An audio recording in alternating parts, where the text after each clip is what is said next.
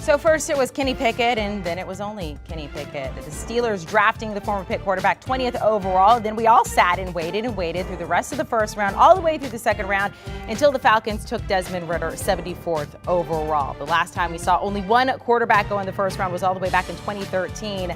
Last year, there were 5 that went in the first round, 4 the year before that.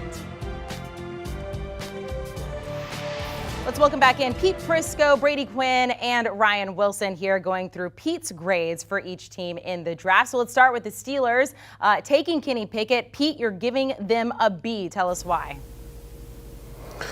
Well, I like the pick of Pickett. I really did. I mean, I had Malik Willis going there in my mock draft, and I had a line in there, they don't draft small quarterbacks, and yet I didn't talk myself out of it. I mean, I think Kenny Pickett, he was the perfect guy for them, Pickett was. He was that guy you could put in there. He'll compete for the job right away.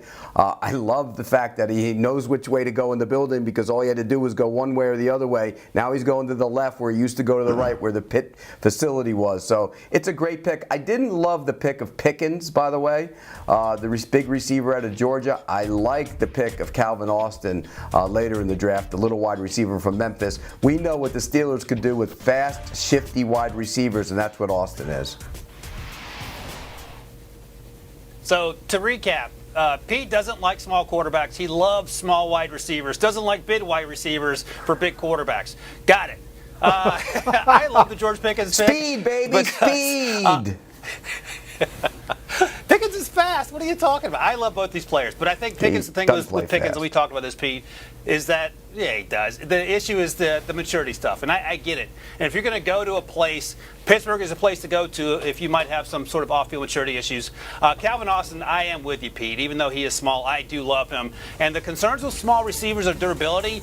He was incredibly durable at Memphis, played mostly outside, which is sort of interesting, but he'll be used in all sorts of roles as they move on from Juju Smith-Schuster and James Washington and Ray McCloud. I love their draft. I would give it a much higher grade than this. I'd say more like an A-, in part because of Kenny Pickett. I think it's a great fit for all the reasons mentioned, but I do like George Pickett. He gives you that different body type as far as attacking downfield with some of that speed. And Pete can say he doesn't play fast, but I don't know. He's playing a bunch of SEC guys that he's going to be seeing playing against in the NFL. So we'll find out then. And the Pittsburgh Steelers have a great track record of drafting wide receivers. But Marvin Liao is the one that I really like out of Texas A&M. Now, he didn't play as well this past season in 2021, had a much better 2020 season. That being said, he's a perfect fit for their system.